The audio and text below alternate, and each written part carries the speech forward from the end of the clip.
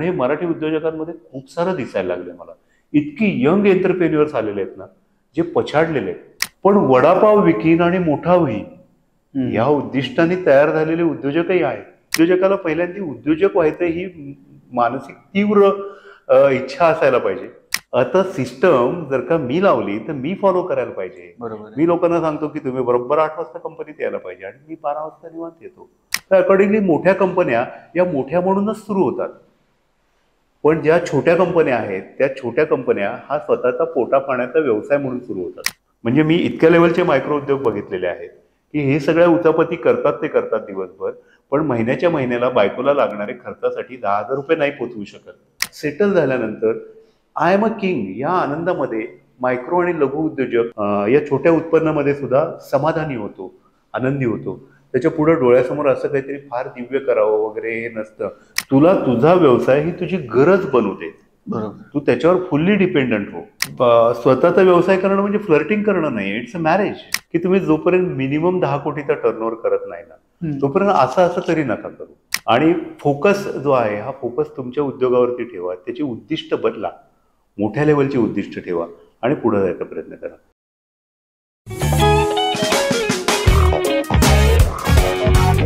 नमस्कार मंडळी, मॅडस्पेरिट टॉक्सवरच्या आपल्या नव्या पॉडकास्टमध्ये तुम्हा सगळ्यांचं खूप खूप स्वागत. मंडळी, आपल्या आजूबाजूला आपण उद्योगधंदे बघतो. नुकत्याच अंबानींच्या घरात एक मोठं लग्न झालंय आणि त्या लग्नाचा जेवढा खर्च होता तेवढे काही जणांचे आयुष्यभराचे टर्नओव्हर सुद्धा नसतात. मात्र या वेगवेगळ्या उद्योगांना त्यांना ज्यावेळी ग्रोथची गरज लागते त्यावेळी त्यांना कोणतरी मेंटॉर हवं असतं. आणि सातारमधले पहिले सुरुवात सातारमध्ये केलेली आणि नंतर अख्ख्या भारतात सुप्रसिद्ध झालेले business mentor Minish Umrani sir आजच्या पॉडकास्टमध्ये आपल्यासोबत गप्पा मारायला आलेले आहेत.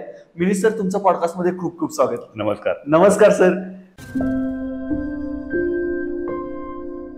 नमस्कार सर. आपल्या गप्पांची सुरुवात करताना मला पहिल्या प्रश्नापासून असं विचारायचंय की ज्यावेळी लोकांना त्यांच्या उद्योगधंद्यामध्ये स्टॅग्नन्सी येते कुठेतरी, की मी ह्याच्या पुढे जाऊ शकत नाहीये, मला तो बॅरियर ब्रेक होत नाहीये आणि माझा माइंडसेट पण मला चेंज केला पाहिजे हे कळत असतं, पण तो कसा चेंज करायचा आहे हे सांगणारं कोणतरी हवं असतं. आणि त्यावेळी लोकांना आठवतं एक नाव म्हणजे आपण उमराणी सरांना एक फोन करूयात आणि त्यांच्याशी गप्पा मारूयात किंवा त्यांच्याशी बोलूयात, त्यांचं कोचिंग घेऊयात. मला तुम्हाला प्रश्न हा विचारायचा आहे की ही स्टॅग्नन्सी जी आहे ती स्टॅग्नन्सी उद्योगांमध्ये कशामुळे येते? फार सुंदर प्रश्न आहे. ऍक्च्युली स्टॅग्नन्सी येणं याचं कारण मूळ जे आहे ते त्या उद्योजकाचा आळस. हे अतिशय साधं कारण आहे जे मी लघु उद्योजकांना सातत्याने सांगत असतो की होते कशी कंडिशन, मला काहीतरी बनवता येतं, मला काहीतरी विकता येतं आणि मला कोणाची नोकरी नाही करायची. या उद्देशाने कोणीही व्यवसाय सुरू करतो, ज्याला आपण मायक्रो लेवलचा उद्योग म्हणतो किंवा लघु उद्योग म्हणतो.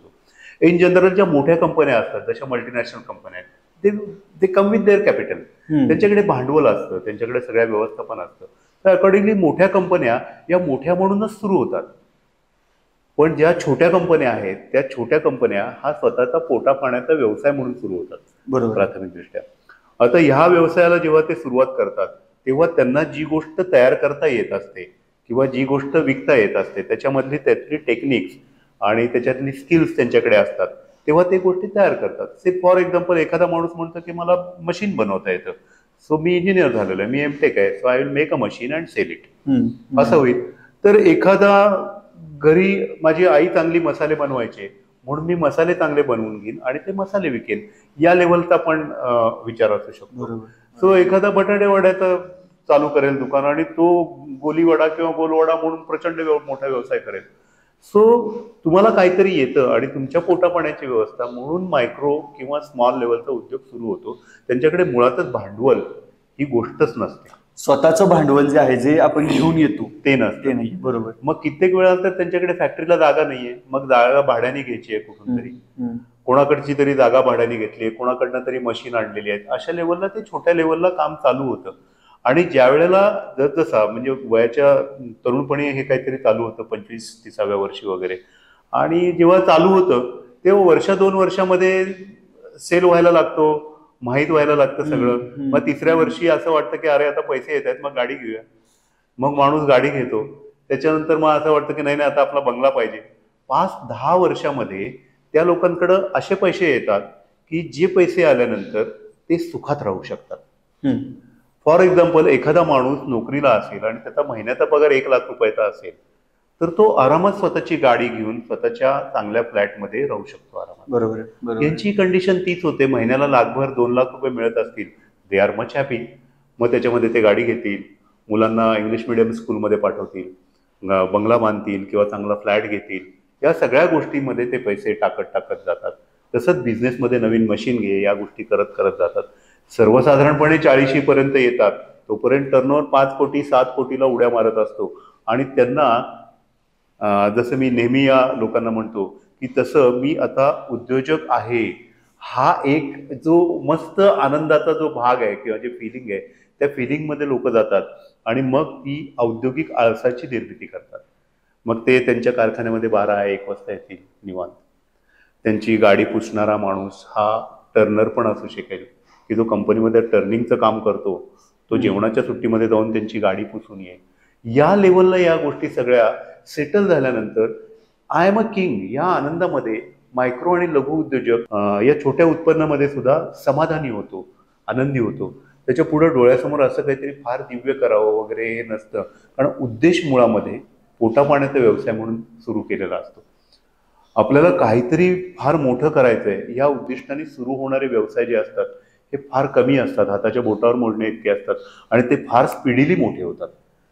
त्यांचा वेग वाढीचा एवढा असतो की झपाट्याने ते मोठे होतात.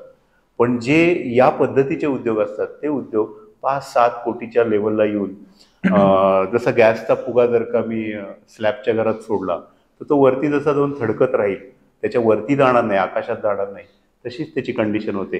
ते थडकत राहतात तिथे आणि मग त्यांना लक्षात येतं की बिझनेस स्टॅग्नंट झालाय आणि खर्च मात्र वाढतोय. बरोबर. माझ्याकडे येणारे लोक असे असतात की सर गेल्या 5-6 वर्षामध्ये टर्नओव्हरच नाही वाढला, सर गेले 3 वर्ष बघतोय टर्नओव्हर वाढत नाहीये, मी मागच्या 3 वर्षामध्ये लोकांना इन्क्रिमेंट दिलेलं नाहीये. आता ही कंडिशन आहे. जवळपास 40 लाख लघु उद्योजक आहेत महाराष्ट्रात फक्त. ओके. 4 मिलियन एवढा संख्या आहे. या ह्याच्यामध्ये मायक्रो लेवलला म्हणजे 1 कोटी ते 5 कोटी टर्नओव्हर हे मायक्रो लेवलचे उद्योग आहेत. याच्यामध्येच खेळणारे कितीतरी लाख हे त्याच्यामध्येच खेळणार आहेत. बरोबर. आता इतकी छोटी संख्या जी आहे ही संख्या सगळ्या ठिकाणी वेगवेगळ्या ठिकाणी अडकलेली असते आणि मग ती अडकलेली असते. त्यांची कारणं जी असतात ती कारणं जनरली ते दुसऱ्यामध्ये शोधतात आणि इथे प्रॉब्लेम सुरू होतो. आणि माझं काम तिथेच सुरू होतं की तुमचा बिझनेस कमी राहण्याचं कारण हे बाहेर नाहीये, तुमचे कामगार नाहीये, तुमचं भांडवल नाहीये, तुमचं मार्केट नाहीये, तुम्ही स्वतः आहात. दुसऱ्यामध्ये शोधतात म्हणजे नेमकं? दुसऱ्यामध्ये म्हणजे आमचे कामगार आहेत ना, ते कामगार असे वागतात, अब्सेंटिझम फार आहे, मला खूप करायचंय पण माझी टीम मला साथ देत नाही. माझं अशा एरियामध्ये काम चालतं की जिथे MSEBची लाईट सारखी जाते, त्यामुळे प्रॉब्लेम आहे, भांडवल कमी पडतं, मार्केट प्रॉब्लेमॅटिक आहे. त्याच्यानंतर कॉम्पिटिशन जी आहे ही ती लो लेवलची कॉम्पिटिशन आहे, हा एक महत्त्वाचा भाग असतो. म्हणजे जसं छोटा ट्रान्सपोर्ट आहे एखाद्याचा, तर तो म्हणतो की माझा ट्रान्सपोर्ट आहे तर मला एक LR तयार करायची म्हणलं तर मी 300 रुपयाच्या आत केली तर माझे ओव्हरहेड भागणार नाही. पण तेच काम करायला दुसरा माणूस 150 किंवा 250 रुपयामध्ये तयार होतो, कारण त्याला हे ओव्हरहेड्स नाहीत. मग तो त्याचा कॉम्पिटिटर बनतो. ही मला कॉम्पिटिशन यायला लागली, आता मी काय करू, या लेवलला ही माणसं जातात. मुद्दा काय असतो ना की ते अशा जागी बसलेले असतात की त्यांना सल्ला त्यांच्या मित्रांकडून घेऊ शकत नाहीत, कारण मित्रांना किंवा कुटुंबाला माझं काहीतरी चुकतंय किंवा माझ्यात काहीतरी कमी आहे हे सांगणं फारसं योग्य नसतं. दुसरी गोष्ट म्हणजे ते मित्र हे मित्र असतात, ते या विषयात कसा सल्ला देतील त्याला. बरोबर. त्यामुळे तो एक भाग असतो. कामगार किंवा मॅनेजर जे असतात ते जरी सिनियर असतील त्याच्यापेक्षा वयाने, तरी त्यांच्याकडनं सल्ला घेऊ शकत नाहीत. आता कंडिशन अशी आहे की मी अशा जागी बसलोय की मला मित्र नाही, मेंटॉर नाही, ज्याला आपण सखा वगैरे म्हणतो, असं कोणी नाही की जो मला हळुवारपणे समजावून सांगेल, याच्यातून बाहेर काढेल आणि दिशा दाखवेल की यस इकडे जा. मी मस्त अर्जुन म्हणून बसलोय पण माझं सारथ्य करायला श्रीकृष्ण नाहीये. मला बरेच लोक असं म्हणतात की तुझं हे काम आहे पण ते तू वेगळ्या पद्धतीने करतोस. पण ही कंडिशन लोकांची होते आणि मग तिथं लोकांना माझी गरज लागते. आता ह्याच्यामध्येच म्हणजे आपण बोलता बोलता एक प्रश्न माझ्या डोक्यात पडला की काय होतं बऱ्याचदा रेट पाडायचे म्हणून उद्योगधंदा सुरू केला जातो. म्हणजे आपल्याकडे मानसिकता आहे की इथं वडापावचा गाडा चांगला चालतोय ना, मग त्या वडापावच्या गाड्याच्या शेजारी मीच गाडा लावणार आणि तो 2 रुपयाला विकतो. आता 2 रुपयाला नसेल मिळत कदाचित, तर मी 1.5 रुपयाला विकणार. मग ह्याला नाईलाज असतो, त्याचे दर कमी करावे लागतात. आणि प्रश्न पडतो की आता मी ह्या कॉम्पिटिशनला कसा टिकू. म्हणजे आता जिओनं ज्यावेळी मार्केटमध्ये आलं त्यावेळी त्यांनी पहिल्यांदा वर्षभर फ्रीज दिलं. बाकीच्यांची बोंबच झाली ना. एअरटेल असेल, आयडिया असेल, त्यांचं आयडिया वोडाफोन तर मर्जरच झालं.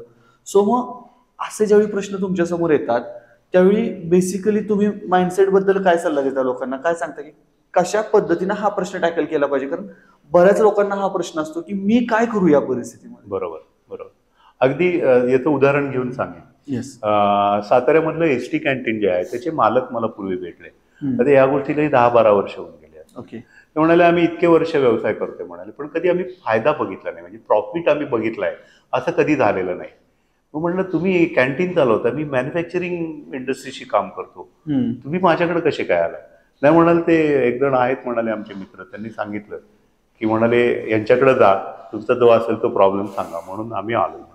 म्हणलं मी एसटी कॅन्टीनला जे बघितलंय ते तुमचे पैसे बुडवून मिसळ खाणे हे कॉलेजच्या वेळी केलेलं जे आहे तेवढंच कॅन्टीन माझ्या डोक्यात आहे म्हटलं. कारण आम्ही मिसळ खायचो आणि चहाचं बिल देऊन जायचो म्हटलं. हे आम्ही केलेलं आहे म्हटलं कॉलेजच्या दिवसामध्ये. नाही म्हणाल तुम्ही आमचं कॅन्टीन बघायला या आणि या. गेलो कॅन्टीन बघायला आणि तर ST canteen it's non area सगळ्यांच्या दृष्टीने. आता एवढा मोठा एरिया आहे. सातारा एसटी स्टँडवरती साधारण 5,000 लोक येतात जातात इन जनरल, त्यावेळेचा आकडा, आता किती येत माहित नाही. तर एवढे लोक येत असून मात्र हॉटेलमध्ये आतमध्ये गेलं तर कुठल्या तरी 6 माणसं बसतील अशा टेबलावरती एखादी म्हातारी चहा पीत बसलेली आहे, 2 माणसं कुणीतरी गप्पा मारत बसलेले आहेत, 2 ड्रायव्हर कंडक्टरच बसलेले आहेत आणि ते काहीतरी जेवतायत. अशा लेवलचं चित्र असायचं. तिथं फार मुळात धंदा व्हावा अशी कंडिशन तिथे दिसत नव्हती. आता या कंडिशनमध्ये ते म्हणाले की आमच्याकडेचा जो वडापाव आम्ही विकतो तो आमचा वडापाव जो आहे हा 10 रुपयाच्या आत आम्ही विकू शकतो, 12 रुपयाच्या आत विकू शकत नाही. आणि एसटी स्टँडच्या बाहेर जे गाडेवाले आहेत ते मात्र 5 रुपयाला वडापाव विकतात. आता तिथे म्हणाला माझ्या कंडिशन अशी होते की माझ्या इकडे येत नाही चहा, तिथे म्हणाला त्यावेळेला 3 रुपयाला चहा मिळायचा, लोक तिथे जायचे. माझं काय चुकतंय की आणि हे कॅन्टीन मी चालवू कसं, बरोबर, ही कंडिशन होती. ओके. मी त्यांना एकच गोष्ट सांगितली की मुळामध्ये त्या माणसाचा कस्टमर आणि तुमचा कस्टमर जेव्हा एक आहे त्यावेळी प्राइस वॉर सुरू होतं. तुमचा कस्टमर जेव्हा अपर सेगमेंटचा येतो त्यावेळेला म्हणलं तुमच्या प्राइसला द्यायला, खर्च करायला हा तयार होणारा माणूसच तुमचा गिराईक असायला पाहिजे. बरोबर आहे. तुम्ही चुकीचा कस्टमर बघताय म्हणून प्रॉब्लेम होतो तुमचं. आता मी त्यांना दाखवायला सुरुवात केली काय काय होतं. म्हणलं मी हॉटेलमध्ये शिरलो की मला तुमचा इथं एक विचित्र आणि घाण वास येतो. त्याचं कारण म्हणलं तुमचा मागचा सगळा एरिया आहे तो पूर्णपणे अस्वच्छ आहे. म्हणलं तिथे दलदल झाली आहे, म्हटलं ती स्वच्छ तुम्ही केलेली नाहीये कधी. ही स्वच्छ झाली की मग मी तुमच्याकडे येईन, त्याशिवाय येणार नाही. त्यांनी ते क्लिनिंग केलं, तिथं नवीन पाईप टाकली, सगळी स्वच्छता केली. आता म्हणलं पुढचं काम आहे, तुमच्या एवढ्या मोठ्या एरियाला फक्त 4 फुटाचं दार आहे, कस्टमरला दिसतच नाही की आतमध्ये काय आहे. आता म्हणलं आपल्याला मेन कॅन्टीन सुधारायचं, ते स्वच्छ करायचं, लोकांना कॅप द्यायच्या, हायजीन लावायचं, सगळ्या खिडक्या बदलायच्या, सगळ्या खिडक्या दारं सगळं बदलून घेतलं मी त्यांचं, सगळ्या खिडक्या बदलायच्या आणि 12 फुटाचा एंट्रन्स काढायचा. एसटी स्टँडवरती आलेल्या माणसाला तुमचं आतलं स्वच्छचे स्वच्छ हे दिसलं पाहिजे. मग त्यांची 6-6 माणसांची टेबलं होती ती कट करून 1 मीटर बाय 1 मीटरची टेबलं केली. कारण एकच माणूस बसलेला आहे तर माझं एवढं टेबल व्यापलेलं आहे. बरोबर. कडाप्याची टेबल होती मोठा, हे सगळं चेंज करून टाकलं आतलं. आता हे माझं काम त्यांच्याबरोबर वर्षभर चाललं होतं. वर्षभरात हे सगळे बदल झाले, स्वच्छता झाली, आतल्या लोकांच्या वागण्यामध्ये बदल झाले संपूर्ण.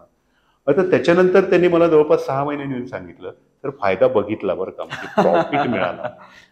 मुद्दा सांगायचा हा आहे की तुम्ही कुठल्या कस्टमर सेगमेंटशी प्ले अराउंड करताय ह्याच्यावरती सगळा विषय आहे. आणि हे त्या उद्योग करणाऱ्याला माहिती असायला हवं की माझा कस्टमर कोण आहे. करेक्ट, माझा कस्टमर कोण असायला हवा, बरोबर, हे मी ठरवलं. मी जर का माती विकतोय तर मला तेवढेच पैसे मिळणार आहे, तर मी सोनं विकतोय तर मी पैसे तेवढेच विकणार आहे. मी सोनं कुणाला विकायचंय, माती कुणाला विकायची आहे हे मला कळणं गरजेचं आहे. पण लहान उद्योजकाची कंडिशन काय होते ना की त्याला तो सगळा गाडा चालवायचा आहे, त्यामुळे येईल तो कस्टमर घेणं, बरोबर, त्याला फेस करणं ही त्याची गरजेची गोष्ट बनून राहते. बरोबर. आणि मग ती मानसिकता बनते आणि तिथे खेचायला त्याला मेंटॉर लागतो. आता आपण बोलता बोलताच बघा, आत्ताच तुम्ही म्हणाल की लहान उद्योजकाची एक मानसिकता असते की सगळा गाडा मलाच ओढायचा आहे. म्हणजे एखाद्याचं जर हॉटेल असेल तर त्या हॉटेलमध्ये मी गल्ल्यावर बसू का, मी डिश सर्व करू का, कुक नाही आला तर मलाच भाजी बनवायची आहे, आणि बाहेरून सामान आलंय का नाही ते सुद्धा मलाच बघायचं. या सगळ्या गोष्टी त्या मालकाच्या जीवावरती चाललेल्या असतात. मे बी बऱ्याचदा आपण बघतो की एखादा माणूस त्या उद्योगात मदतीला घेतो, मॅनेजर म्हणून घेतो, तो माणूस काही दिवसांनी स्वतःचं वेगळं हॉटेल काढतो. त्यामुळे विश्वास किती ठेवायचा हा सुद्धा प्रश्न उद्योजकांना पडतोच. बरोबर. याच्यामध्ये सगळ्यात जास्त एखादा मालक मला असं वाटतं अडकतो तो म्हणजे त्या सिस्टीम लावण्यामध्ये तो कुठेतरी कमी पडतो किंवा अपयशी पडतो. आणि मी नसेन तर आमच्या इथं काही होणारच नाही, मी असायलाच पाहिजे ही एक भावना निर्माण होते. बरोबर. आणि मग मे बी असं असेल की जी ग्रोथ अपेक्षित आहे ती ग्रोथ होत नाही कारण तुम्ही त्याच गोष्टींमध्ये अडकलेला. तर यावरती काय करायचं? ऍक्च्युली माझं काम मूळ काम जे आहे ते सिस्टम्स लावणं हेच काम आहे. ओके.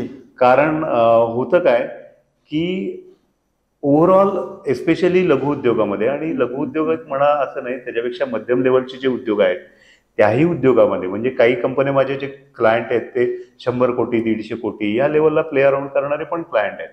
आता त्या केसमधले जे लोक आहेत ना त्या लोकांची पण मानसिकता ही असते की माझ्याकडे येणारा माणूस जो आहे तो त्याची अडचण घेऊन येतो, ती अडचण मी सॉल्व्ह करतो. बरोबर. प्रॉब्लेम आहे. ओके. आता प्रॉब्लेम आहे म्हणल्यावरती जर का समोरचा माणूस माझ्याकडे कामगार आला किंवा कोणी मॅनेजर आला, सुपरवायझर आला, तर तो त्याची अडचण घेऊन येतो. मग ती अडचण फार सिंपल असते, साधी असते. सो ती अडचण मी सॉल्व्ह करून देतो. बरोबर. आता त्या माणूस जेव्हा स्वतः काहीतरी काम करतो तेव्हा मी जाऊन त्याच्यात चुका काढतो. हे तू बरोबर नाही केलं, हे मला आधी का नाही विचारलं. आता काय होतं की आता त्याची जी टीम आहे ते टीमचे मावळे तयार होते. म्हणजे असे मावळे तयार होतात ते की बोट दाखवलं तर गड घेते, आपण होऊन जाऊन चला गड घेऊया असं कोणी करणार नाही. सो एक मालक आणि त्या मालकाचं ऐकणारी टीम, सांगेल ते काम करणारी टीम, अशा लेवलची टीम ते स्वतःच क्रिएट करत असतात. आणि मग त्या सगळ्या पसाऱ्यामध्ये ते अडकून बसतात, रोजच्या फक्त फायर फायटिंगमध्ये बिझी असतात. आणि मग या फायर फायटिंगमधून त्यांचं जे ॲक्च्युअल फंक्शन आहे मालकाचं, ग्रोथ या गोष्टीवर त्यांनी बघायला पाहिजे, फायनान्सवरती त्यांनी लक्ष द्यायला हवं, मार्केटिंगवरती त्यांनी लक्ष द्यायला हवं. पण ते या गोष्टींवरती लक्ष देऊच शकत नाहीत कारण तर सकाळी माणूस 9 वाजता येतो, डबा दुपारी 2-3 वाजता कधी 4 वाजता कसा बसा खातो आणि रात्री 9-10 वाजता घरी जातो. म्हणजे मी इतक्या लेवलचे मायक्रो उद्योग बघितलेले आहेत की हे सगळ्या उचापती करतात ते करतात दिवसभर, पण महिन्याच्या महिन्याला बायकोला लागणारे खर्चासाठी 10,000 रुपये नाही पोचवू शकत. बापरे. इतक्या लेवलचा मायक्रो उद्योग मी बघितलेला आहे. आणि त्यांनाही असं बोटं देऊन बोटं काढून काढून वरती काढायला लागतं की अरे नाही असं कर ना, असं करून बघू, तुझी फीस राहू देत रे बाबा, तू कधी द्यायची तेव्हा दे, तू मोठा झालास की दे, पण चल आपण असं करूया. या लेवलला पण या लोकांना करायला लागतं. तर मुद्दा असा होतो की ते स्वतःच्याच जाळ्यात अडकतात की मी सांगितलेलं काम करून घ्यायचं, ते टीम नाही तयार करत. बरोबर. आणि गंमत कशी होते ना की जेव्हा कुठलाही उद्योग सुरू करतात तेव्हा ते टेक्निकली स्किल्ड असतात त्या विषयामध्ये. म्हणजे सपोज मी गिअर बॉक्स बनवतो तर मला गिअर बॉक्सचं अंतर्बाह्य सगळं माहिती आहे, मी डिझाईन तयार केलेलं आहे त्याचं, मला मॅन्युफॅक्चरिंग सगळं माहिती आहे, सो मीच करून घेणार, ही एक मानसिकता असते. पण एक बिझनेस म्हटलं की त्याला बाकीचे असंख्य अंग आहेत. ती अंग मध्ये ते ट्रेनिंग झालेलं नसतं किंवा त्याच्यातले सुशिक्षित नसतात, शिक्षित नसतात, मग त्या गोष्टी त्यांना येत नसतात. मग फायनान्स मॅनेज कसा करायचा. मग अशा गोष्टी होतात की मी माल विकतो, या महिन्याला टर्नओव्हर मी 5 लाख रुपयाचा टर्नओव्हर केला, पण त्याचे पैसे यायला मला 6 महिने लागतात. आणि ती गोष्ट नेमकी जी मेक आहे ती मेक त्या ठिकाणी ते अडकून बसतात. आणि मग पैसे मागितले तर ऑर्डर देत नाही, ऑर्डर दिले तर पैसे देत नाही. हा सगळा खेळ जो आहे हा टिपिकल खेळ सगळ्या MSMEच्या बाबतीमध्ये होतो.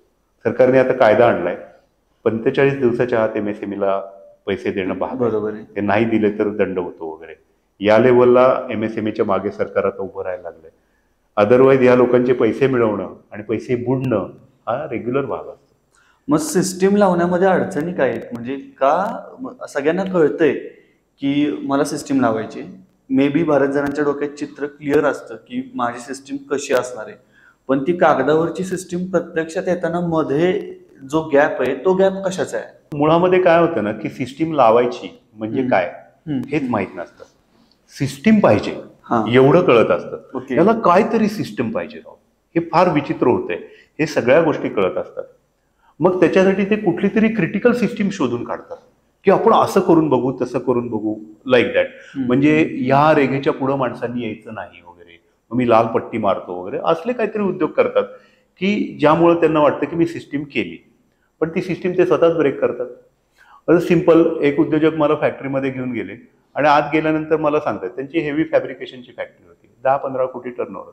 आज फॅक्टरीमध्ये गेल्यानंतर सांगतात, काय बघा आमचे कामगार आहेत ना सगळे, म्हणाले इतकं हेवी काम चाललेलं आहे, डोक्यावरती म्हणाले हेल्मेट घालत नाहीत, पायात शूज घालत नाहीत.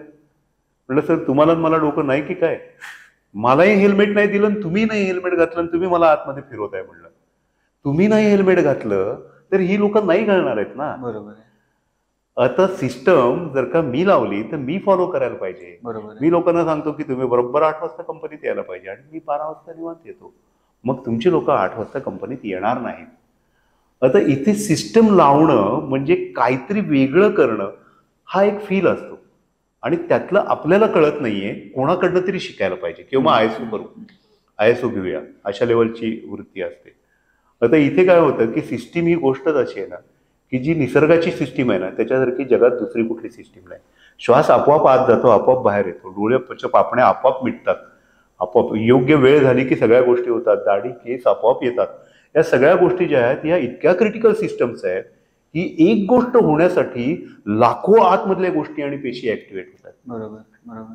पण श्वासा इतकी सिंपल सिस्टम लावायची असेल तर तो विचारही तितकाच साधा करायला लागतो. बरोबर. आणि ही गोष्ट नेमकी मेक जी असते ते बिईंग टेक्निकली साऊंड, त्यांना ही गोष्ट समजत नाही आणि ती गोष्ट समजावून सांगणं, त्या लेवलची सिस्टीम लावून देणं, त्यांचं वर्क स्टँडर्ड्स ठरवणं, त्यांचं वर्क कल्चर डिफाईन करणं, इथपर्यंत लेवलचं जाऊन काम त्यांना करायला लागतं.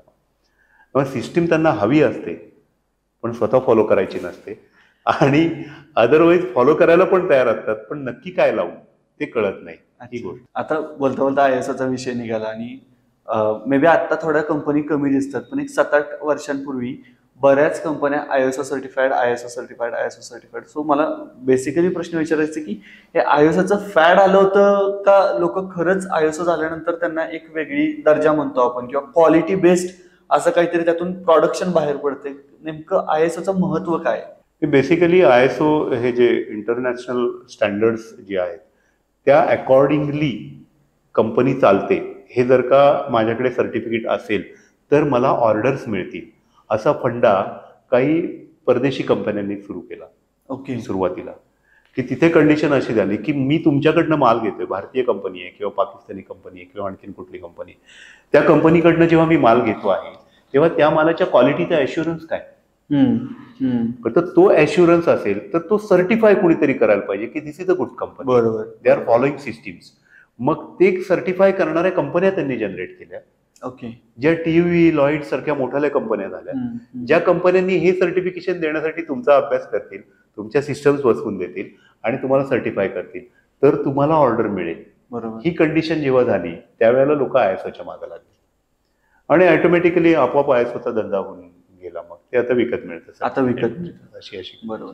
तुम्ही बऱ्याच वेगवेगळ्या सेगमेंटमध्ये, म्हणजे काही जणांना तुम्ही बोर्ड दिलेत, काही जणांना हात दिलात आणि काही जणांना भक्कम आधार दिला. म्हणजे मला विचारायचं हे की काही लोकांचे टर्नओव्हर असतील ते मायक्रोमध्ये असतील, काही लोकांचे मॅक्रोमध्ये असतील.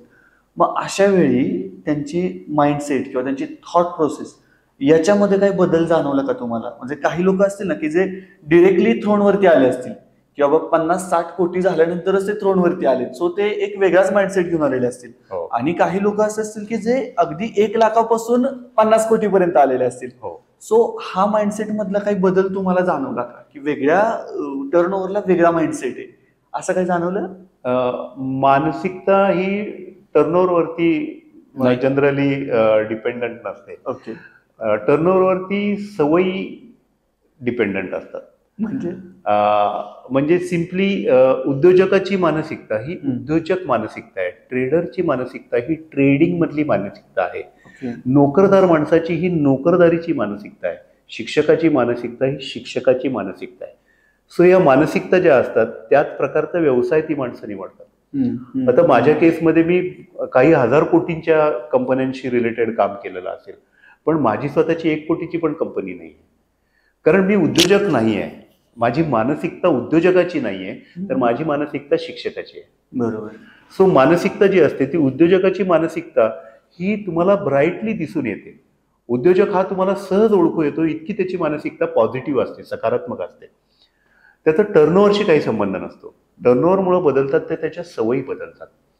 म्हणजे सुरुवातीला 1 कोटी टर्नओव्हर करणारा माणूस किंवा 1 लाख 2 लाख रुपये घेऊन आलेला माणूस हा बसनी प्रवास करेल वगैरे या गोष्टी करेल, पण त्याच्यानंतर तो 50 कोटीला पोचतो. त्यावेळेला मात्र तो कारनी फिरेल, त्याच्याकडे ड्रायव्हर असेल, म्हणजे शोफर ड्रिव्हन कार असतील, 4-5 कार असतील, बंगला असतील. आता त्यांनी सवयी बदलल्या, आता त्याला बसनी जायची लाज वाटेल. बरोबर आहे. हा फरक होऊ पडतो. शकतो. पण मानसिकता उद्योजकाची म्हणाल तर ती उद्योजकाची मानसिकता जी असते ही 100% सकारात्मक असते आणि ती सॅल्युटेबल असते. आता सर, टर्न अराउंडचा जो प्रश्न होता, टर्नओव्हरचा जो प्रश्न होता, त्याचं तर उत्तर मिळालं. पण तुम्ही वेगवेगळ्या भागात सुद्धा देशाचे काम केलेलं आहे. म्हणजे महाराष्ट्र आहे, गुजरात आहे, गोवा आहे, मध्य प्रदेश आहे, मला माहिती असतील एवढेच आहेत. पण याच्यामध्ये मग आपण म्हणतो की मराठी माणसाची उद्योजकाची भूमिका नाहीये किंवा ती धारणा नाहीये, असं ऐकण्यात येतं, सर्वसाधारणपणे वाचतो आपण. तर तुम्हाला असं काही जाणवतं का की बाबा वेगळ्या राज्यामध्ये लोकांचा पर्स्पेक्टिव्ह वेगळा आहे किंवा वेगळ्या राज्यामध्ये त्यांची काम करण्याची पद्धत वेगळी आहे, असं काही जाणवतं? हा एक भाग बघण्यासारखा मिळतो बऱ्याच ठिकाणी. पण ती पण उद्योजक किंवा उद्योग यांच्यापेक्षाही महत्वाचं कामगार जो आहे ना, ओके. तो कामगार, मराठी कामगार जो आहे ना, हा म्हणजे लोक टाळतात मराठी कामगाराला काम द्यायला. आपल्याकडे अख्ख्या महाराष्ट्रात जर का बघितलं तर लहान मोठ्या सगळ्या कंपन्यांमध्ये अगदी छोट्यात छोटी कंपनी, हार्डली वर्षाचा 2-3 कोटी टर्नओव्हर करणारी कंपनी सुद्धा त्याच्याकडे युपी बिहारचे लोक आहेत, आसामचे लोक आहेत, राजस्थानचे लोक आहेत. हे सगळे बाहेरचे आलेले लोक जे आहेत ना, त्या लोकांवरती महाराष्ट्रातला उद्योग डिपेंडंट आहे. मधल्या कोविडच्या पिरियडमध्ये लोकांनी या बाहेरच्या स्टेटमधल्या आलेल्या लोकांना राहायला घरं देऊन, जेवण खाणं देऊन सांभाळून ठेवलं इथे, की बाहेर पडू नकोस बाबा, तू गेलास तर परत येणार नाही. त्यामुळं कामगार जो आहे इथला, हा म्हणजे महाराष्ट्रातला कामगार हा जो आहे, किंवा म्हणजे थोडक्यात माणूस आहे. शेवटी कामगार म्हणजे तरी काय, माणूसच आहे.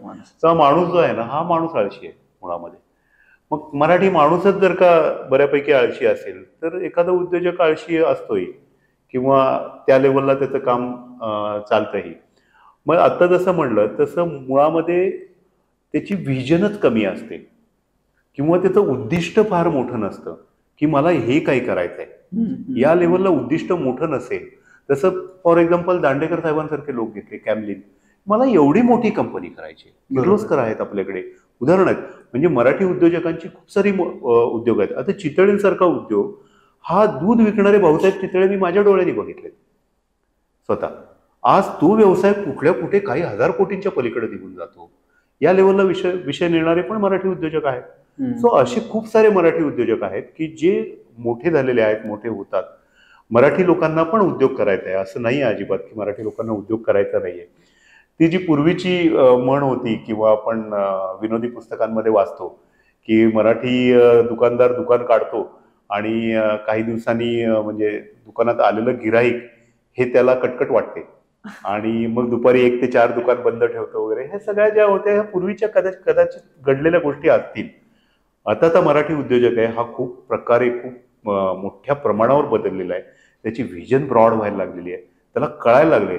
मी असंख्य मराठी उद्योजक बघितले जे वर्षानुवर्ष रेग्युलरली वेगवेगळे एक्झिबिशन बघत असतात. माझा एक क्लायंट आहे पुण्यामधला, तो इलेक्ट्रॉनिक्स गुड्स बनवतो, मेनली इलेक्ट्रॉनिक स्विचेस बनवतो.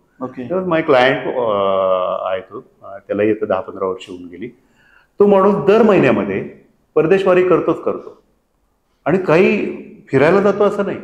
त्याचा उद्देश असतो, आज इकडे एक्झिबिशन चाललेलं आहे ते बघून येतो, तिकडे उद्देश जाऊन बघून येतो. आणि त्यांनी फॅक्टरी त्याची ज्या पद्धतीने डेव्हलप केलेली आहे, ही बघण्यासारखी फॅक्टरी त्यांनी डेव्हलप केली आहे.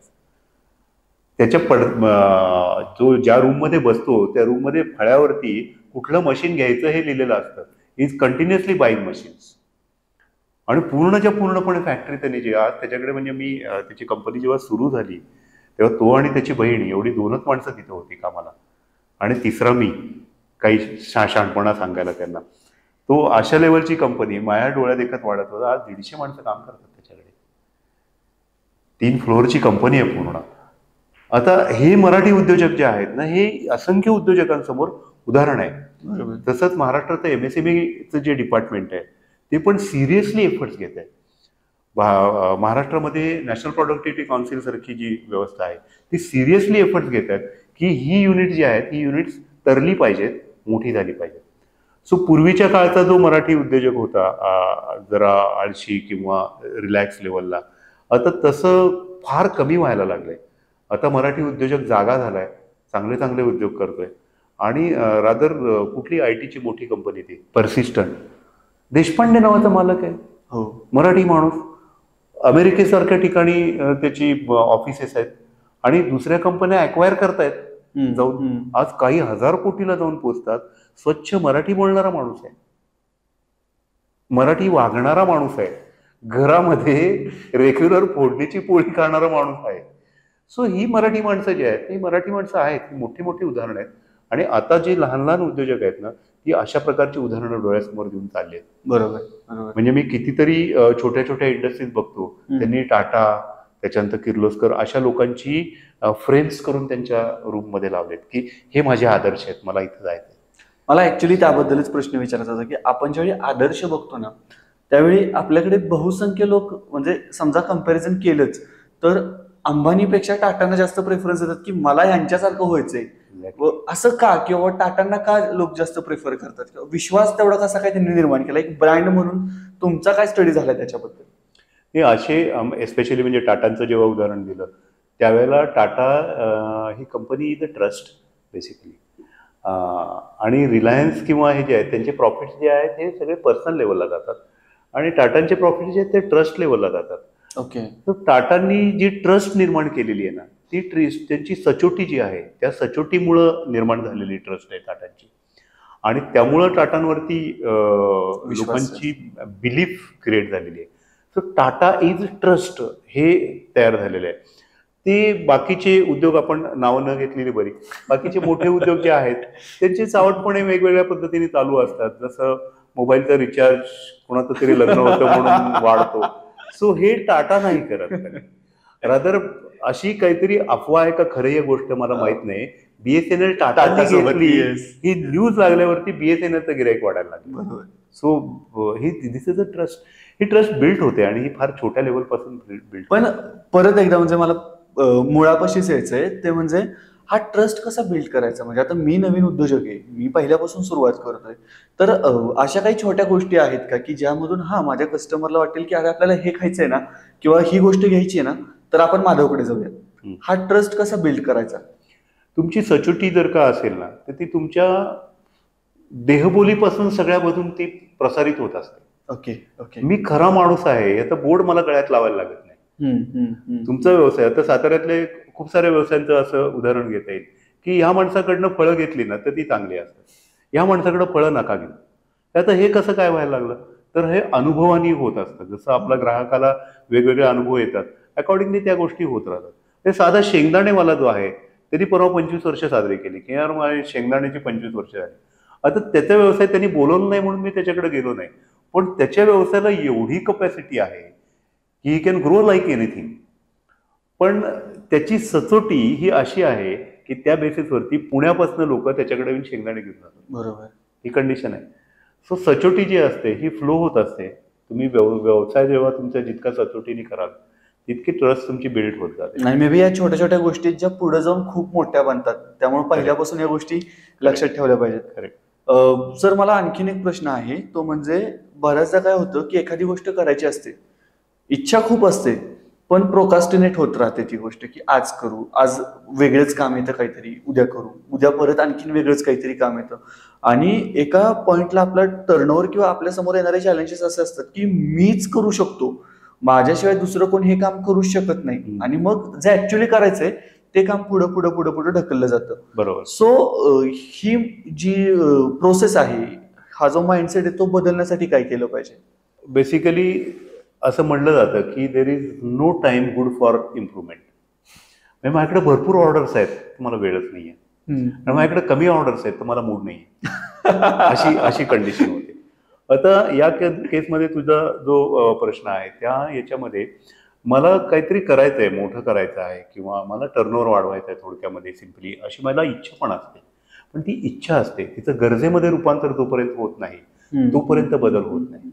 सर उदाहरण देऊन सांगा म्हणजे जास्त अगदी लक्षात येईल. अशी खूप सारी उदाहरणं आहेत. त्यातलं एक सिलेक्टेड उदाहरण सांगतो. एक सद्गृहस्थ आहेत, त्यांचं माझ्याकडे आले फार वर्षापूर्वी. मला म्हणाले माझं पेंट शॉप आहे, मी पेंट विकतो, पण म्हणतो मला पेंट मॅन्युफॅक्चर करायचं. मला असं काहीतरी माझे स्वतःचं इंडस्ट्रियल पेंट, डेकोरेटिव्ह पेंट्स वगैरे मला मॅन्युफॅक्चर करायचे, सगळं करायचं. तर मला तुम्ही मदत कराल का? म्हणलं का नाही मदत करणार, जरूर करेन. तर टर्नओव्हर किती आहे? टर्नओव्हर सांगत नाही, कारण माझ्या बोलण्यातनं जो ऐकेल त्याला समजेल पण कदाचित. तर फार किरकोळ टर्नओव्हर होता. तर त्याला मोठं म्हणाल तुमची फीस काय असेल ती सांगा. म्हटलं तुला फीस वगैरे काय नाही, तुझ्याकडे जेव्हा पैसे असतील ना, जेवढे असतील त्यातले जेवढे तुला द्यावेसे वाटतील तेवढे देत जा.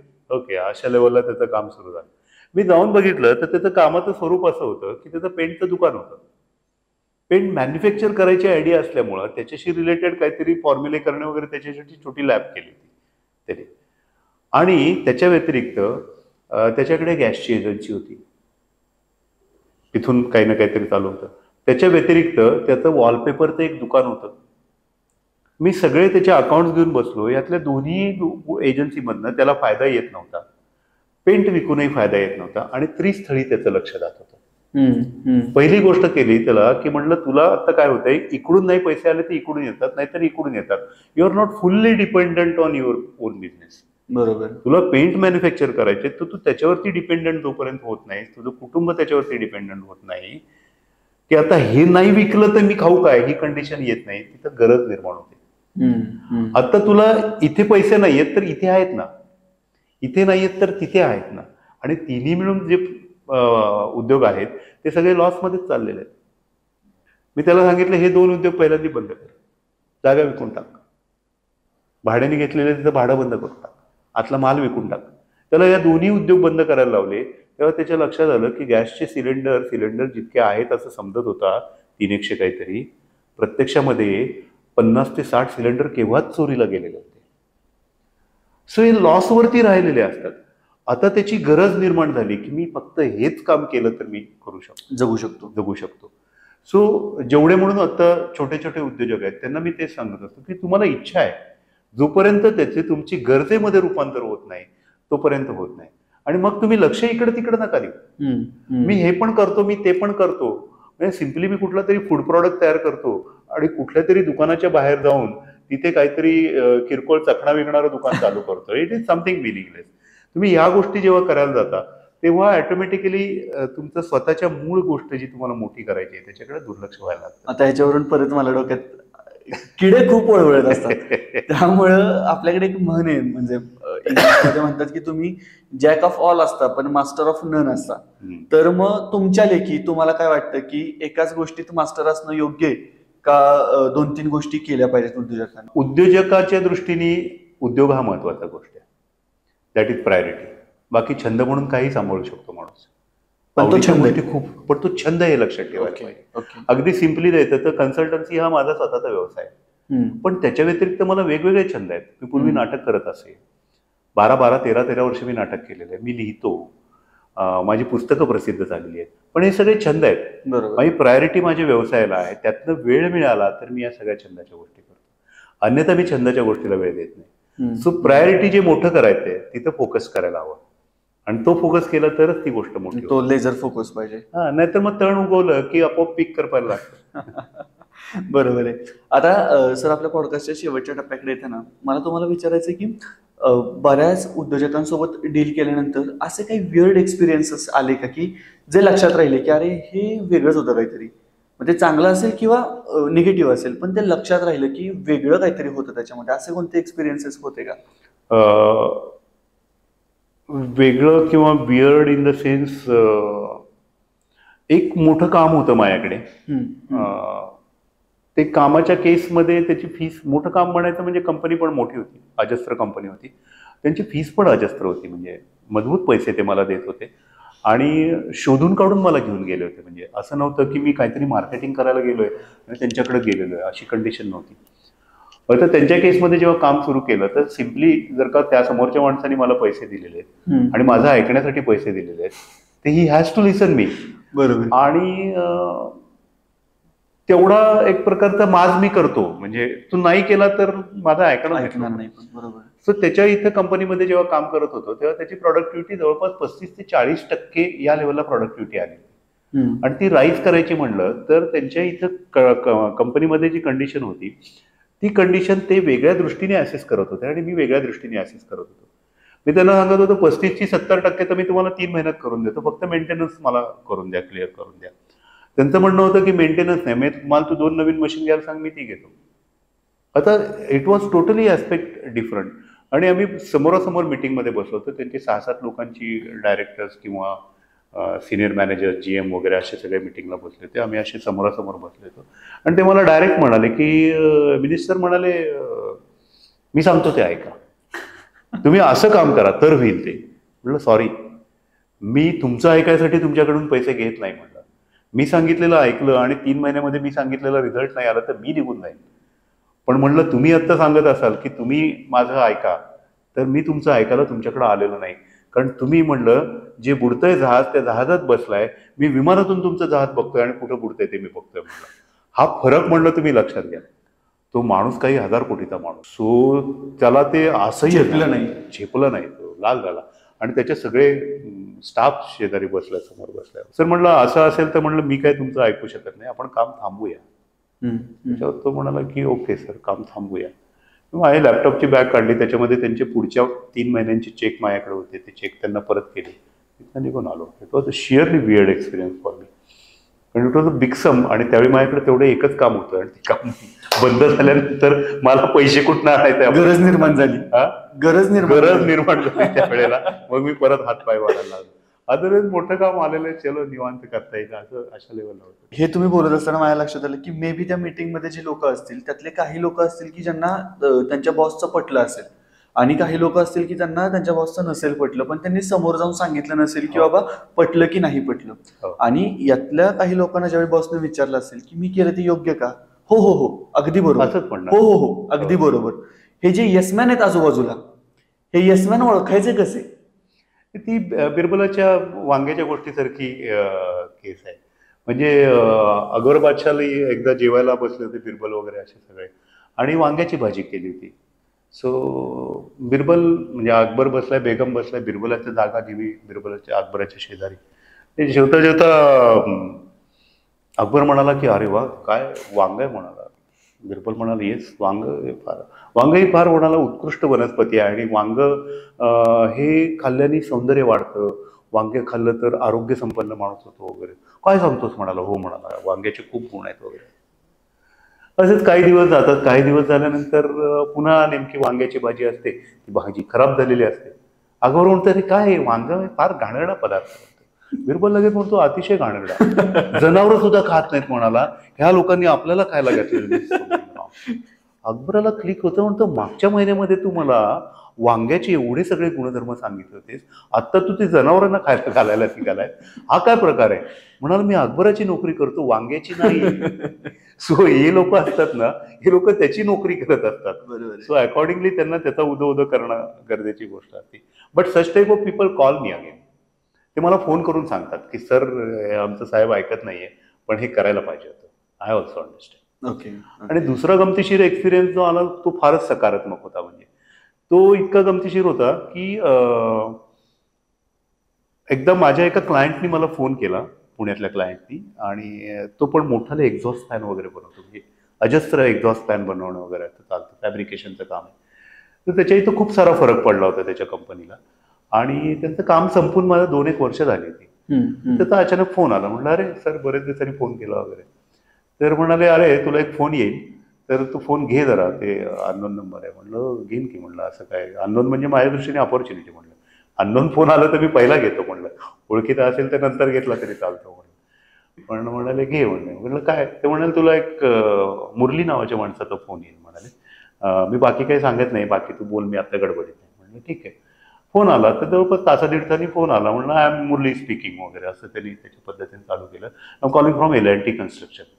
तो L&T कन्स्ट्रक्शनमधनं फोन होता आणि त्यांनी मला सांगितलं की मी L&T कन्स्ट्रक्शनला रिसेंटली VP म्हणून जॉईन झालं आणि माझ्या इथे काही इश्यू आहेत आणि that is related to bottleneck. Typically आमच्या इथे एक बॉटलनेक इश्यू झालेला आहे आणि bottleneck in the sense overall process जी चालू असते त्याच्यातल्या ज्या प्रोसेसचा स्पीड सगळ्यात कमी असेल दॅट इज बॉटलनेक. ओके. म्हणजे 3 मशीनवरनं एक मशीन जात आहे, म्हणजे एक प्रॉडक्ट तयार होतोय. समजा पहिलं मशीन दर तासाला 10 पीसेस देतं, दुसरं मशीन दर तासाला 5 पीसेस देतं आणि तिसरं मशीन दर तासाला 11 पीसेस देतं. तर मधलं 5 पीसेस देणारं मशीन हे बॉटलनेक आहे. ओके. कारण यांनी 10 दिलं तरी हे 5च प्रोसेस करणार आहे. पुढच्या मशीनला 11 गरजेचे आहेत पण ते देणार नाही, ते मशीन वेट करेल. So like that. तर ते बॉटलनेक झालेली आहे. तर अशी कंडिशन आहे. तर तुम्ही आम्हाला काय मदत करू शकता? मला तुमचा नंबर यांच्याकडनं मिळाला आणि तुम्ही त्यांचा बॉटलनेक क्लिअर केलेला आहे. मला टिपिकल लीन सिक्स सिग्मामध्ये इंटरेस्ट नाहीत. I am interested in TOC इतकं त्यांनी स्पष्ट सांगितलं. म्हटलं सर आपण भेटूया. म्हणाले मी 3 दिवसांनी पुण्यात येणार आहे, आपण पुण्यात भेटूया. माझ्या पुण्याच्या ऑफिसला आले ते. पुण्याच्या ऑफिसला आम्ही भेटलो. त्यांनी सांगितलं की म्हणाले आमची कंडिशन अशी झालेली आहे. म्हणाले पिथमपूरमध्ये आमची कंपनी आहे म्हणाले जिथं हा प्रॉब्लेम आहे. आता आम्ही दिवसाला 120 टन फॅब्रिकेशन करतो आणि त्यांचा प्रॉडक्ट जो होता तो प्रॉडक्ट वॉज मॅन्युफॅक्चरिंग टॉवर्स. म्हणजे आपण जे ट्रान्समिशनचे टॉवर्स बघतो रस्त्याच्या कडेला मोठमोठाले, नदीच्या आरपार बघतो, डोंगरावर बघतो, हे ट्रान्समिशन टॉवर्स मॅन्युफॅक्चर करणं आणि इरेक्ट करणं या लेवलचं त्यांचं काम चालायचं. आणि ते L&T असल्यामुळे त्यांच्याकडे सगळे ह्यूज कॉन्ट्रॅक्टर्स असायचे, मोठी मोठी कॉन्ट्रॅक्ट असायचे. रोजची आमची मॅन्युफॅक्चरिंगची कपॅसिटी म्हणाले फॅब्रिकेशनची 120 टन आहे रोजची. रोज 120 टन. त्याला गॅल्व्हनायझिंग करायला लागतं, म्हणजे आपण कलई लावतो ते गॅल्व्हनायझिंग करायला लागतं, म्हणजे झिंक प्लेटिंग होतं ते. तर ते जे आहे त्याची कपॅसिटी म्हणाले आमची 100 टनाची. म्हणजे केटल जी आहे ज्याच्यात डिप करतात ती 100 टनाची आहे आणि ती 100 टनाची असल्यामुळं रोज 20 टनांनी आमची कंपनी मागं पडते. आता रोज 20 टनांनी जर का मागं पडायला लागली तर सिम्पली मला ते बाहेर काम द्यायला पाहिजे. बरोबर. माझ्या एवढ्या मोठ्या लेनचं आणि वजनाचं काम करणारी कंपनी आसपास नसल्यामुळं मला ते आउटसोर्स करता येत नाही आणि ते आउटसोर्स करता न आल्यामुळं माझ्या फॅक्टरीमध्ये रोज 20 टन्स असतात. कारण मी फॅब्रिकेशन कमी नाही करू शकत. फॅब्रिकेशन कमी केलं तर मॅनेजमेंटला चालणार नाही ते. जेव्हा मला ते त्यांच्या कंपनीमध्ये घेऊन गेले तिथेही जशी मगाशी सांगितली तशी केस, एअर तिकीट येणार, 5 स्टारचं बुकिंग येणार, या लेवलला घेऊन गेले. तिथे गेल्यानंतर त्यांनी दाखवली मला ती फॅक्टरी. मी जन्मात पहिल्यांदा गॅल्व्हनायझिंग बघितलं, कलई लावतात हे बघितलं होतं, पण एवढ्या अजस्त्र लेवलचं फॅब्रिकेशन, ते अँगल्स येतात, ते क्रेननी डीप होतात, परत पलीकडे जातात आणि ते ठेवले जातात वगैरे, ही सगळी प्रोसेस अजस्त्र, आतमध्ये प्रचंड हीट वगैरे अशी सगळ्या लेवलला फॅक्टरी. त्यांनी ती सगळी फॅक्टरी मला दाखवली. गॅल्व्हनायझिंगच्या इथं आले, म्हणाले ही कंडिशन आहे म्हणाले. आणि फॅक्टरी तुला मी आजूबाजूला फिरून दाखवलं. साधारण 4 ते 4.5 हजार टन, ज्याला ते ब्लॅक मेटल म्हणतात, म्हणजे ज्याला गॅल्व्हनायझिंग करायचं आहे पण फॅब्रिकेशन झालेलं आहे, असं मटेरियल अख्ख्या फॅक्टरीच्या आजूबाजूला पसरलेलं होतं. 4 ते 4.5 हजार टन. बापरे. म्हणजे 1000 किलो म्हणजे 1 टन. म्हणजे असे 4 ते 4.5 हजार टन. आजूबाजूला चांगली बाग आहे, मोठाली झाडं आहेत, त्याच्यात सगळ्या ठिकाणी गंजत पडलेलं लोखंड पडलेलं आहे, अशी कंडिशन सगळी होती. आता या कंडिशनमुळे आमची परिस्थिती अशी होती की आम्ही जे इरेक्शनचे प्रोजेक्ट घेतो ते पण डिले होतात, लाईनशीर काम करता येत नाही आणि या कंडिशनला ही फॅक्टरी चालू आहे. मला कंपनीने आता ही परिस्थिती सुधारण्यासाठी पाठवलंय आणि म्हणून मी तुला घेऊन आलेलो की तू इथं काय करू शकतोस. कारण मला तुझ्याबद्दल तुझ्या क्लायंटनी सांगितलं and that was something sensible for me. आणि ते कंपनीत गेलो मी, त्यांना गॅल्व्हनायझिंग बघितलं. गॅल्व्हनायझिंगच्या केसमध्ये त्याच्या आधी 7 टँक असतात ज्याच्यामध्ये अँगल्स बुडवले जातात, त्यांनी ते क्लीन होतात. ते पूर्ण क्लीन झाले की गॅल्व्हनायझिंगच्या म्हणजे झिंकच्या टँकमध्ये बुडवतात, त्यातनं बाहेर काढले की त्याचं पुढे झिंक प्लेटेड तयार होतो, जो आपण चंदेरी कलरचा वगैरे बघतो ना, चांदीच्या कलरचा, तो तयार होतो.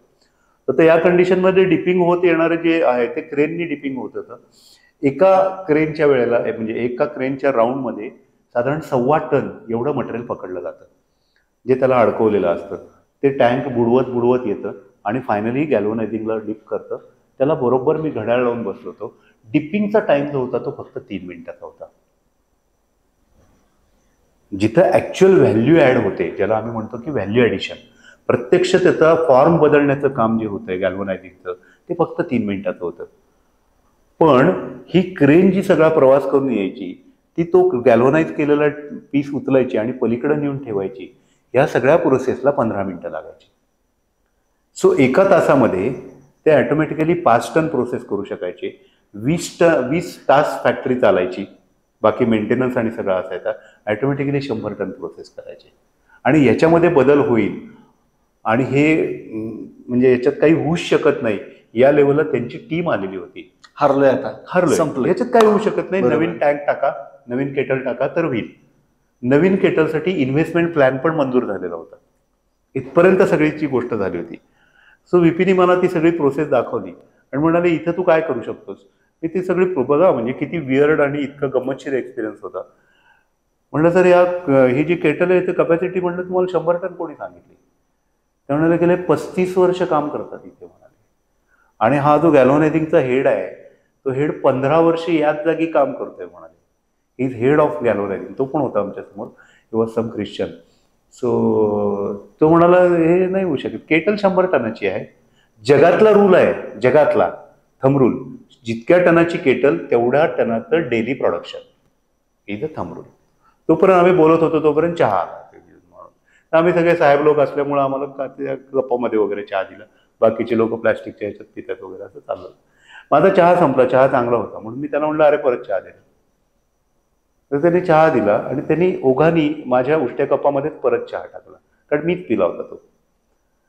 आता तो चहा घेताना मी त्या तिथल्या हेडला म्हणलं की अरे यार म्हणलं केटलमधनं मी चहा घेतला, म्हणलं मला परत पाहिजे. केटलमधला कमी झाला म्हणजे त्या 100 टनाच्या, तर परत मी त्याच्यात झिंक ऍड केलं तर परत कपॅसिटी नाही का वाढणार माझी. नाही नाही असं ऐसा नाही होता म्हणा, ये थंब रूल है, इसके आगे नहीं जा सकते. मला व्हीपीने बाजूला नेलं. ते म्हणाले मिनिश इथे तू काय करू शकतो. म्हटलं 100 नाही, मी 200 टन काढून देतो तुम्हाला, दिवसाला 200 टन काढून देतो. म्हटलं चॅलेंज आहे आपलं. म्हणाले काय सांगतोस म्हणाले. म्हटलं हो. म्हणा 200 टनाचं आपण सोडून देऊ म्हणाले. 120 टन झालं ना तरी आय एम हॅपी म्हणाले.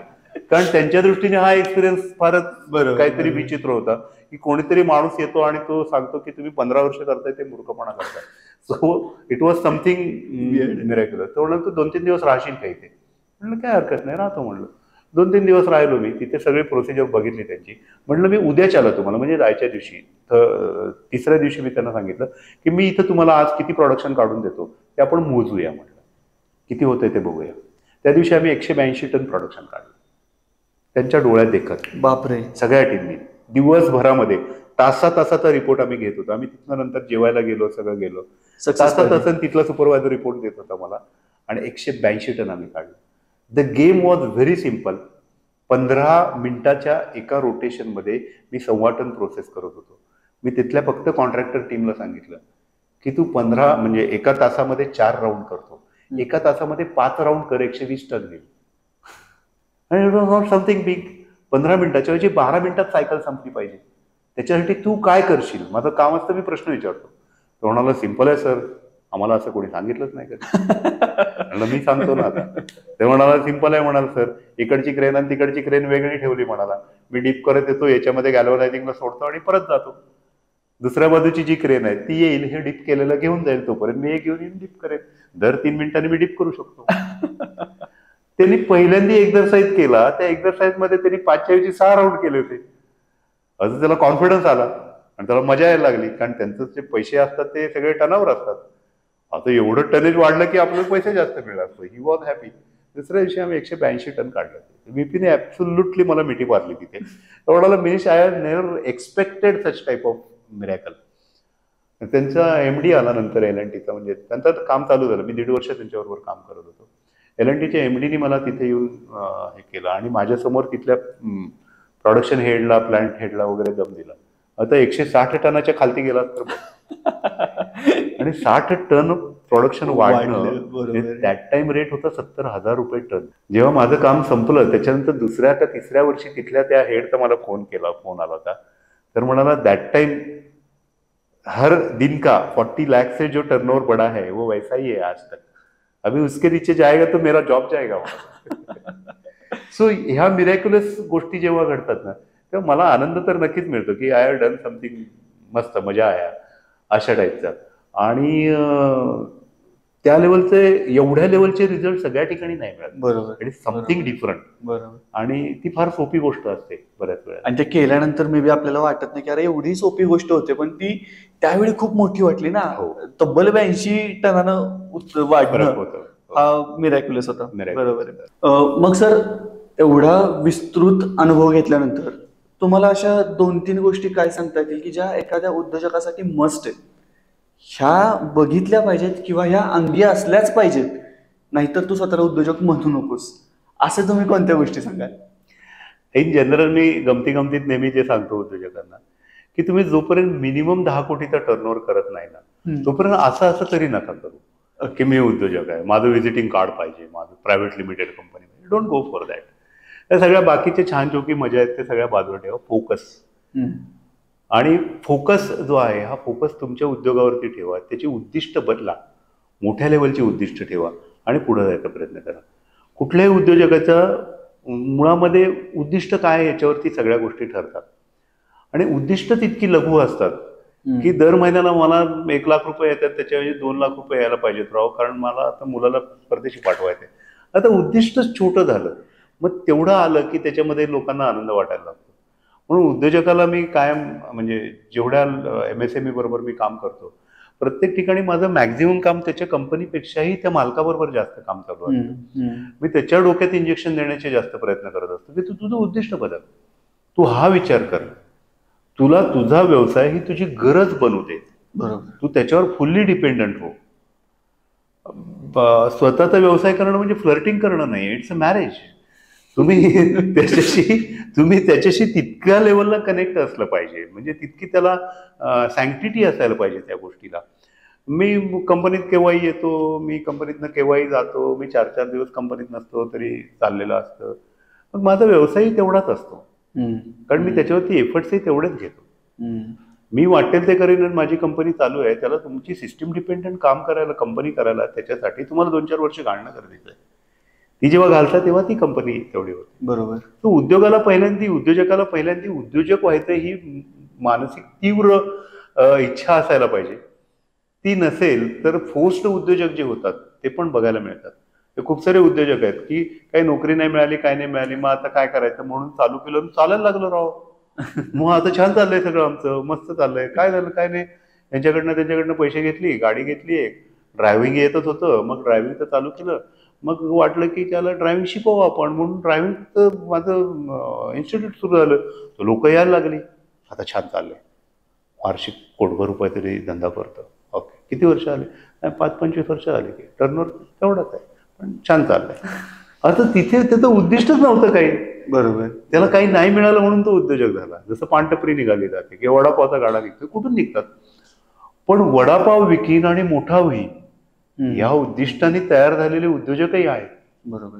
की जे स्वतःचे IT मधले जॉब सोडले आणि वडापावचे स्टॉल लावले, फ्रँचाइज केले, अशा लेवलला लोक झालेले. किंवा येवलेसारखं दुधाचे जे हे चहाचं जे चालू केलेलं आहे, ते चहाचं काय लेवलला टर्नओव्हर जाऊन बसलेत त्या लोकांचे, कुठून गेले एवढे टर्नओव्हर? सो तो व्हिजन पोट भरणंही नव्हती, अख्ख्या महाराष्ट्राला चहा पाहिजे. व्हिजन बघा काय आहे तुमचं उद्दिष्ट ठरवलंय तुम्ही, ते काहीतरी मोठं आहे, मग तुम्ही नक्की पुढे जाऊ शकता. तो उद्योजकाला स्वतःची तीव्र इच्छा असायला पाहिजे की मला उद्योजक व्हायचंय, मला कोणीतरी ढकललंय आणि काहीतरी चालू केलेलं आहे, मग नाही होणार ते. एकतर माझ्या माहितीचे लोक आहेत की 4-5 जण असेच होते. कंपनी बंद झाली, आता काय करायचं? कंपनीतलं सगळं येत होतं, so they started there business. तोच प्रॉडक्ट बनवायला लागले, कारण तो प्रॉडक्ट बंद झाला होता. त्याचं मार्केट माहिती आहे, तो प्रॉडक्ट माहिती आहे. आता ते पर्याय नाही म्हणून बिझनेसमध्ये आले.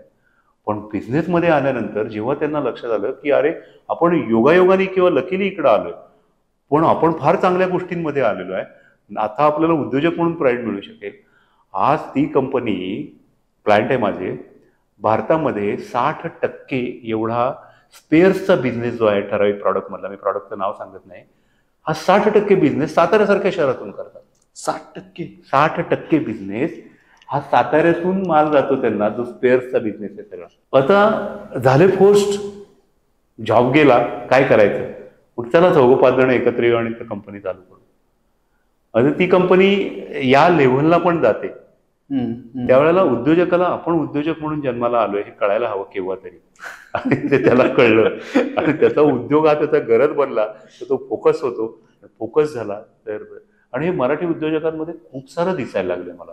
इतकी यंग एंटरप्रेन्युअर्स आलेले आहेत ना, जे पछाडलेले आहेत, जे बाहेर त्याच लेवलला आय-टीला त्यांचं सिलेक्शन झालं तर लगेच महिन्याला लाखभर रुपये पगार सुरू होईल. ते वडिलांकडे येतात आणि वडिलांना म्हणतात की नाही मला पगार नको, मी काम इथे करतो. या लेवलचे उद्योजक मी बघतो. हे माझा स्वतःचा घरातला एक्सपिरियन्स आहे. माझी मुलगी मोठा MNC मधला जॉब सोडून माझ्याकडे आली होती. शी वॉज वर्किंग विथ मी. ती म्हणाली बाबा मला पगार नको, मला तिथे चांगला पगार मिळत होता पण मी 0 पगारावरती तुमच्याकडे काम करते, पण तुम्ही काम करता ते मला काम करायचं.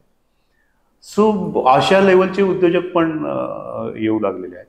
सो त्याची इच्छा, प्रामाणिक इच्छा आणि उद्दिष्ट मोठं असणं, या 2 महत्त्वाच्या गोष्टी त्यांच्यासाठी नक्कीच सांगेन.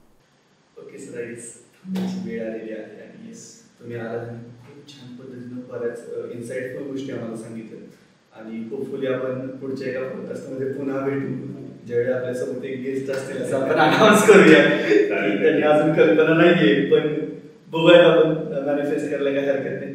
मला नक्की आवडेल. येस, मलाही मजा आली तुमच्याशी बोलताना. Thank you sir. मी पण थोडं मागे गेलो आणि तुम्हाला धन्यवाद. Yes yes yes, thank you sir, thank you so much.